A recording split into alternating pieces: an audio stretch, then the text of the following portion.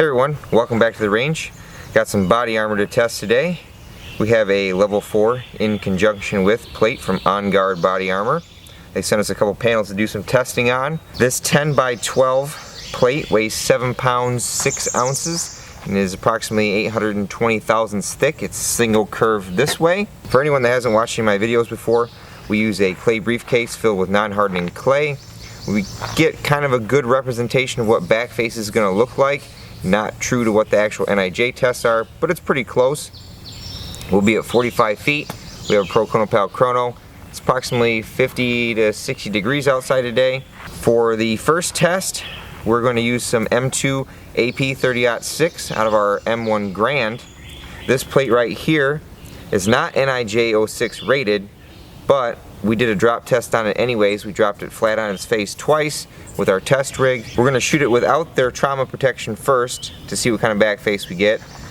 Then we're going to shoot it with the trauma protection to see, and then if it still doesn't go through, because this is an ICW plate, we'll throw a level 3A panel behind it just so we can kind of see what backface changes as we go through the testing. As I mentioned, we're going to use our M1 R.A.N.G.E. for testing. Don't get quite the velocity that you do out of the N.I.J. testing for M2AP. I think they load theirs up to meet that 2880. Normally we see 26 to 27 out of this rifle. I should get a bolt gun to do this. Maybe we'll do that in the future.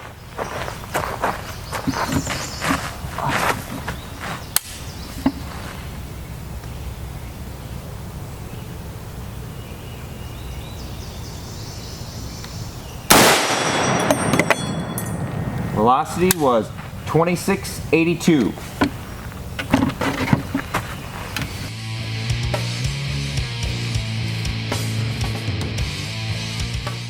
Here was our shot, right where we want it to be. I don't see a hole there. I see a lot of fragments here and there. See what kind of backface we got off this.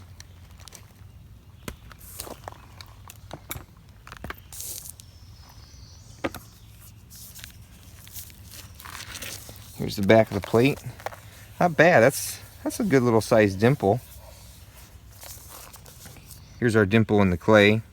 I forgot to bring my depth gauge, but we're under 1 inch there, so that's good.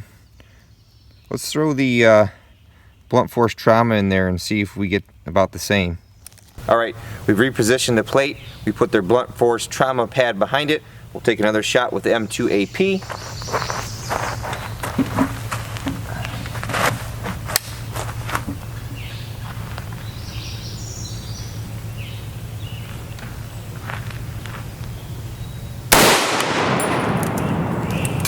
.2588 on that one. Was a little close to that last shot.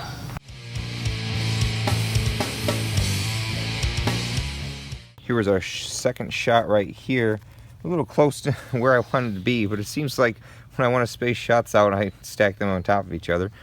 I don't see a penetration there. Kind of seeing the design of this plate here, as more of this cover we get peeled off here, it looks like it's that tile arrangement like we've seen with some other plates. Maybe not like the RMA or tile arrangement, but similar. Let's see what kind of backface we've got here.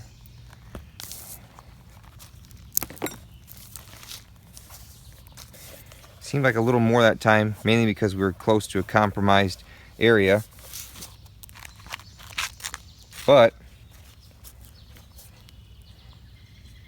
it seemed to be more spread out. It didn't seem to be as deep. Like I said, I forgot my depth gauge, but you can tell that that's not as near as deep as that first one, and it's over a larger area, so blunt force trauma pad is doing a job. For this next shot, we'll put a level 3A panel behind it, since originally, like I said, this is in conjunction with plate. Mainly the level 3A is there to provide backface deformation reduction, so we'll see what that does. Okay, so we'll take another shot with the M2AP. We have an American body armor level 3A panel, then the blunt force trauma panel, and then the level 4 plate. We'll go for the lower left hand corner. Hopefully I don't get too close to my previous shots.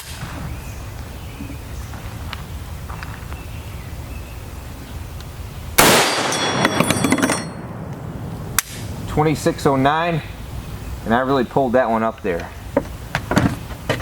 I was a little high and to the left on that shot. I just checked it off camera. It didn't go through. We'll take another shot, see if we get more on the plate, and then we'll go look at it.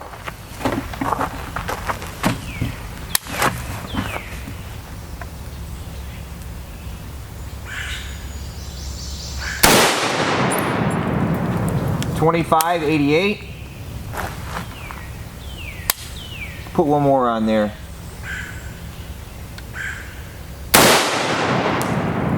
.2666.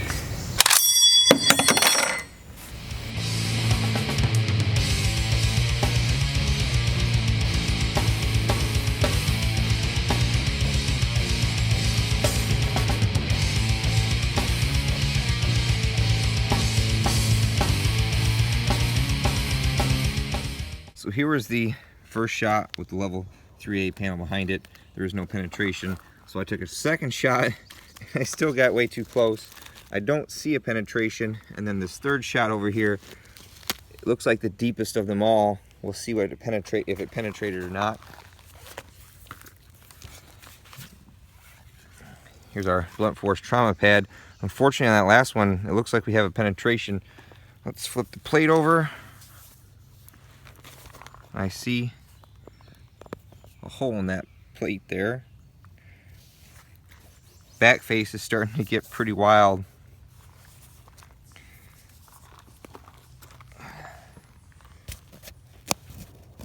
There's our penetration. And I think the bullet's probably inside there, or did it not go through? As far as backface goes though, pretty good impact reduction adding the level 3A there. It's good to know that if you were to wear this by itself and you went up to the threat level, your backface wise it's going to be pretty good. Now again, the velocity of my M2AP is lower than what the NIJ tests at, but the NIJ actually hand loads those rounds to that velocity, whereas this is just surplus stuff out of an M1 Grand. So about an inch into the clay, here's the M2AP core. It looks like the ceramic did a really good job of breaking up the front face of the core there, but then it still made it through even the level 3A. Since we have a little room on the bottom of that plate left, I'm going to throw some really fast M193 at it, and then I have some of that black tip SS195.7 loaded into 5.56 just to see maybe if it acts any different at all versus ceramic, because every time we've tested against steel it doesn't do anything, but it's different material, so we'll test it. We shoot the M193 first. We have a 20-inch barrel.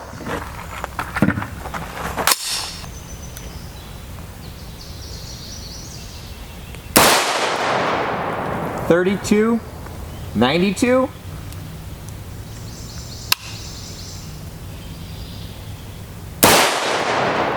.36.42.